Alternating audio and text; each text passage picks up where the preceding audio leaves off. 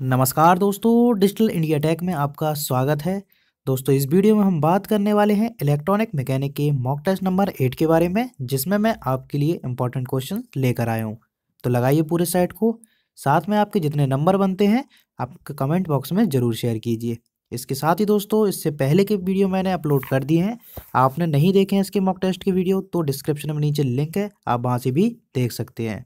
तो दोस्तों, मेरे चैनल को सब्सक्राइब करके बेल आइकन को दबाना ना भूलें। चलिए स्टार्ट करते हैं। फर्स्ट क्वेश्चन है दोस्तों, the minimum fuse rating of HRC fuse. HRC fuse की मिनिमम फ्यूज रेटिंग बतानी है। एचआरसी फ्यूज होता है हाई रिपीटिंग कैपेसिटी। इसकी जो मिनिमम फ्यूज रेटिंग होती है वो होती है 30 एम्पियर, जबकि हाई फ्यूज रेटिंग होती है 1000 एम्पियर। तो ठीक है दोस्तों, आपसे अगर मिनिमम पूछा जाए तो 30 और मैक्सिमम पूछा जाए तो 1000। ठीक है दोस्तों, तो ये था इसका आंसर। उसके बाद नेक्स्ट है, निम्न में से कौन सा चालक बल्बों में लगाया जाता है। तो ये आपको पता होना चाहिए, बल्बों में लगाया जाता है टंगस्टन। उसके बाद नेक्स्ट क्वेश्चन है, a 4 bit counter is use to count from 0 1 2। 4 bit counter है, ये 0 से स्टार्ट होके कहाँ तक जाता है। तो ये 0 से 15 तक होता है। टोटल स्टेट होती हैं कितनी, 16, और 0 से 15। तो यहाँ पर इस कंडीशन में आपका सेकंड वाला आंसर आपका बिल्कुल सही होगा। उसके बाद नेक्स्ट क्वेश्चन है, इन अ बूलियन अलजेब्रा में a प्लस बी का बार क्या होता है। तो जब a प्लस बी का बार होता है, बार हटता है तो a के ऊपर बार हट जाता है, उसके बाद प्लस का डॉट हो जाता है और बार अलग। ठीक है दोस्तों, तो इस कंडीशन में यहाँ पे आप देख सकते हैं सेकंड वाला आपका आंसर बिल्कुल सही होगा। प्लस का डॉट हो जाता है और बार सेपरेट हो जाता है अलग अलग। उसके बाद नेक्स्ट क्वेश्चन है, पीसीएम स्टैंड्स फॉर। पीसीएम का फुल फॉर्म बताना है। तो पीसीएम आपको पता होगा, पीसीएम होता है पल्स कोडेड मॉड्यूलेशन। तो यहाँ पर आपका थर्ड आंसर बिल्कुल सही है, पल्स कोड मॉड्यूलेशन। उसके बाद नेक्स्ट क्वेश्चन है, which of the following is a not a terminal of IC 555। जो IC 555 हमने बताना है, इनमें से कौन सा उसमें टर्मिनल नहीं होता है। उसमें थ्रेशोल्ड होता है, कंट्रोल वोल्टेज होता है, डिस्चार्ज होता है। उसमें नहीं होता है रेफरेंस वोल्टेज का टर्मिनल नहीं होता है। तो आपका फोर्थ वाला ऑप्शन बिल्कुल सही है। उसके बाद नेक्स्ट क्वेश्चन है, is the language that computer can be understand and execute. Computer में से कौन सी भाषा को समझ सकता है, ठीक है, और वो आपको बतानी है। तो आपको पता है कंप्यूटर केवल मशीनी भाषा को समझ सकता है, मशीनी भाषा, यानी कि सेकंड ऑप्शन आपका बिल्कुल सही होगा। कंप्यूटर कौन सी भाषा को समझ सकता है, ठीक है, तो सेकंड ऑप्शन बिल्कुल सही है। नेक्स्ट क्वेश्चन है, एन स्टेबल मल्टी वाइब्रेटर जो होता है प्रोड्यूस क्या करता है। स्टेबल मल्टी वाइब्रेटर होता है, इसमें कोई भी एक भी स्थायी अवस्था नहीं होती है। तो इसका यूज़ हम करते हैं स्क्वायर वेव। तो इसका फोर्थ आंसर आपका बिल्कुल सही होगा। 3 तरह के मल्टी वाइब्रेटर होते हैं, मोनोस्टेबल, एस्टेबल एंड बाइस्टेबल। ठीक है दोस्तों, एस्टेबल में एक भी स्थायी अवस्था नहीं होती है, मोनोस्टेबल में एक स्थायी अवस्था होती है, जबकि बाइस्टेबल में 2 स्थायी अवस्था होती हैं। ठीक है दोस्तों, इसके बाद नेक्स्ट क्वेश्चन, 3 फेज प्रणाली में 3 फेज विभवांतर के बीच में कोण कितना होता है। यानी कि 3 फेज सिस्टम में इस तरह का 3 फेज सिस्टम होता है, तो इनके बीच आपको एंगल बताना है, कितना एंगल होता है। ये होता है आपका 120 का एंगल होता है। ठीक है, 3 फेज सिस्टम में जो वायर होते हैं, वोल्टेज होता है, उनके बीच में जो 120 का एंगल होता है। तो यहाँ पर आपका सेकंड वाला ऑप्शन बिल्कुल सही है।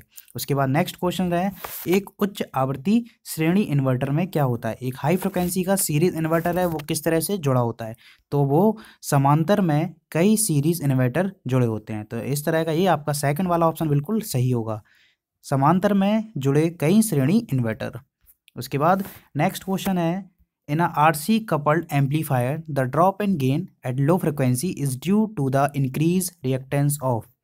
जो RC कपल्ड एम्पलीफायर है, इसमें लो फ्रिक्वेंसी गेन मिलता है, वो किसके कारण मिलता है। तो उसका दोस्तों सही आंसर है सीसी। सीसी होता है कपलिंग कैपेसिटर, इसके द्वारा ही RC को कपल्ड एम्पलीफायर में लो फ्रिक्वेंसी पर गेन है जो कम मिलता है। ठीक है, उसके बाद नेक्स्ट क्वेश्चन है, for a system to work as oscillator the total phase shift of the loop gain must be equal to.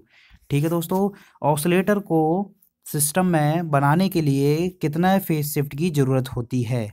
यानी कि एक ऑक्सीलेटर है, उसको वर्क करना है तो कितना फेज शिफ्ट चाहिए होगा, 360 का।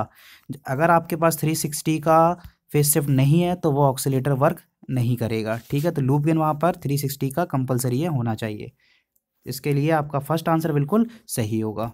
उसके बाद नेक्स्ट क्वेश्चन है, language is use to create web page. Web page बनाने के लिए किसका हम यूज़ करते हैं, ये दोस्तों हम पहले भी बता चुका हूँ इस क्वेश्चन को, ये शायद रिपीट हो गया है।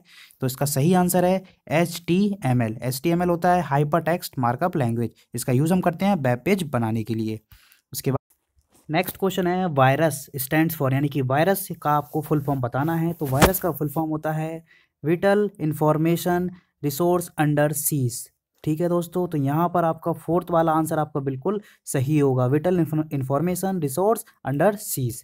उसके बाद नेक्स्ट क्वेश्चन है, the potential difference across a diode is termed has. जो डायोड के अक्रॉस पोटेंशियल डिफरेंस होता है उसको हम किस नाम से जानते हैं, तो उसको हम बोलते हैं बैरियर पोटेंशियल, यानी कि थर्ड वाला ऑप्शन बिल्कुल सही होगा। उसके बाद नेक्स्ट क्वेश्चन है, एक ट्रांसफार्मर की दक्षता क्यों उच्च रहती है। एक ट्रांसफार्मर है उसकी इफिशियंसी किस कारण उच्च रहती है, इसका आपको रीज़न बताना है। तो उसका सेकंड ऑप्शन है बिल्कुल सही होगा, यह एक स्टैटिक डिवाइस है। स्टैटिक डिवाइस के कारण इसकी ट्रांसफार्मर की जो दक्षता होती है वो उच्च रहती है। उसके बाद नेक्स्ट क्वेश्चन है, एन प्रकार के अर्धचालक के लिए जो डोपिंग की जाती है उसके लिए क्या यूज़ करते हैं। तो जो एन प्रकार के डोपिंग की जाती है वो की जाती है दोस्तों 5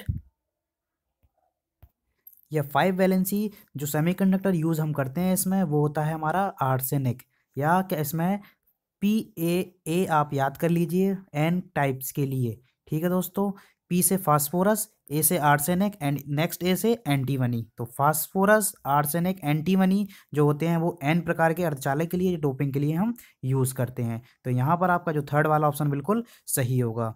उसके बाद नेक्स्ट क्वेश्चन है, समांतर में यानी कि पैरेलल में जुड़े अलग अलग क्षमताओं वाले संधारित्र को आवेशित करने पर प्रत्येक संधारित्र में क्या होगा। ठीक है दोस्तों, तो पैरेलल में कैपेसिटर जुड़े हुए हैं तो यहाँ पर क्या होगा दोस्तों, यहाँ पता है आपको पैरेलल में हमारा वोल्टेज समान होता है जबकि आवेश अलग अलग होता है। तो दोस्तों यहाँ पर आपका सेकंड वाला ऑप्शन बिल्कुल सही होगा, समान विभवांतर एंड असमान आवेश। उसके बाद दोस्तों नेक्स्ट क्वेश्चन है, बूस्ट चार्ज किसे दिया जाता है। बूस्ट चार्ज किसे दिया जाता है, तो उसका सही आंसर दोस्तों जब बैटरी पूरी तरह से डिस्चार्ज हो जाती है उस कंडीशन में बैटरी को बूस्ट किया जाता है, यानी कि बूस्ट चार्ज कंडीशन जो होती है बैटरी को फुली डिस्चार्ज होने के बाद ही किया जाता है। तो यहाँ पर आपका जो फोर्थ ऑप्शन बिल्कुल सही होगा। उसके बाद नेक्स्ट क्वेश्चन है, कौन सा विद्युतीय चालक पदार्थ नहीं है। तो यहाँ पर बताना है कौन सा विद्युतीय चालक पदार्थ नहीं है। विद्युतीय चालक का जो चालक पदार्थ नहीं होने चाहिए, तो तांबा होता है, एल्यूमिनियम होता है, चांदी होता है, ग्लास नहीं है, इंसुलेटर है। तो यहाँ पर आपका फोर्थ वाला ऑप्शन बिल्कुल सही होगा। उसके बाद नेक्स्ट क्वेश्चन है दोस्तों, नेक्स्ट क्वेश्चन से पहले आपसे एक रिक्वेस्ट करूंगा, अगर वीडियो आपको पसंद आ रही हो तो प्लीज़ लाइक ज़रूर कर दीजिए। क्वेश्चन है, is the shortcut key combination to print the data, यानी कि डेटा को प्रिंट करने के लिए कौन सा कॉम्बिनेशन यूज़ हम करते हैं। तो कंट्रोल P, आपको ये पता होगा जब कंट्रोल प्लस P करते हैं तो जो भी डेटा होता है वो प्रिंट के लिए तैयार रहता है। तो कंट्रोल P आपका पहला वाला ऑप्शन बिल्कुल सही है। उसके बाद नेक्स्ट क्वेश्चन है, below the breakdown region the leakage current of a silicon diode is of the order of. Breakdown region में सिलिकॉन डायोड की आपको लीकेज करंट बतानी है। तो दोस्तों ये होती है आपकी 1 माइक्रो एम्पियर के लगभग होती है। तो आपका पहला वाला आंसर बिल्कुल सही होगा। उसके बाद नेक्स्ट क्वेश्चन है, 1 major disadvantage of AM is that. AM का डिसएडवांटेज आपको बताना है जो कि सबसे महत्वपूर्ण है मेजर। तो AM होता है एम्पलीट्यूड मॉड्यूलेशन, और इसका जो एडवांटेज है वो दोस्तों ये है कि ये नॉइज़ के प्रति बड़ा सेंसिटिव होता है। It is sensitive to noise effect, ये नॉइज़ को बड़ी जल्दी पकड़ लेता है। ठीक है दोस्तों, ये नॉइज़ के लिए बड़ा ही इफेक्टेड है, इसलिए यहाँ पर आपका जो थर्ड वाला आंसर है बिल्कुल सही है। उसके बाद नेक्स्ट क्वेश्चन है, in which frequency range a Marconi antenna can be used conventionally. तो जो हम मार्कोनी एंटीना का यूज़ है किस फ्रिक्वेंसी पर करते हैं, तो सही आंसर दोस्तों मीडियम फ्रिक्वेंसी पर, यानी कि पहला वाला ऑप्शन बिल्कुल सही होगा, मीडियम फ्रिक्वेंसी पर हम मार्कोनी एंटीना का यूज़ करते हैं। उसके बाद नेक्स्ट क्वेश्चन है, रेडियो तरंगें किसके कारण आयन मंडल से पुनः सतह पर विक्षेपित होती हैं। तो दोस्तों इसका सही आंसर है अपवर्तन। अपवर्तन के कारण ही रेडियो तरंगें वापस आयन मंडल से पुनः सतह पर विक्षेपित होती हैं। ठीक है दोस्तों, सेकंड वाला ऑप्शन बिल्कुल सही होगा, परावर्तन नहीं है, सेकंड ऑप्शन बिल्कुल सही है अपवर्तन। तो दोस्तों ये थे आज के 25 क्वेश्चन। तो आप पूरे सेट को लगाइए, साथ में आपके जितने भी मार्क्स बने हैं प्लीज़ कमेंट बॉक्स में ज़रूर शेयर कीजिए। इसके साथ ही दोस्तों टेक्निकल की वीडियो के लिए मेरे चैनल की प्लेलिस्ट पर जाकर आप वीडियो को भी देख सकते हैं। तो दोस्तों वीडियो पसंद आया हो तो लाइक ज़रूर करें, शेयर कीजिए, चैनल को सब्सक्राइब कीजिए। धन्यवाद, मिलते हैं नेक्स्ट वीडियो में।